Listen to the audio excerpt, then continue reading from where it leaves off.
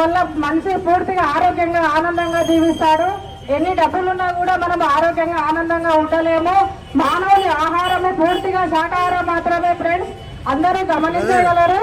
మరి మేము ఇచ్చిన పాంప్లెట్లు కానీ అందరూ పడేయకుండా చదివి ఇప్పటి నుంచి ఎన్నో సెంటర్స్ ఉన్నాయి. వనపర్తిలో ధ్యానం సెంటర్స్, శాకాహారము తీసుకొని ధ్యానం చేసుకుంటే మానవుడు ఆరోగ్యంగా ఉంటాడు.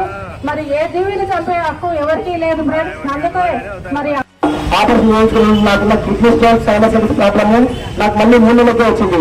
నేను డాక్టర్ని అడిగాను, సార్ 3 నెలలు వాళ్ళు ఆపరేషన్ చేసుకుని మళ్ళీ వచ్చిందంటే ఏమీ చేయలేమని చెప్పన్నారు.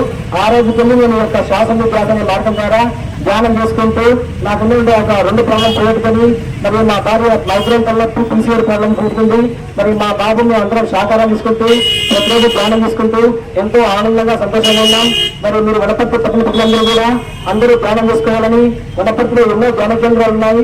ఉచితంగా ఒక్క రూపాయి తీసుకోకుండా నిరంతరాల కార్యక్రమాలు నడుపుతున్నాం. మీరు ఈ యొక్క ధ్యానం చేసుకుంటూ అందరూ ఆనందంగా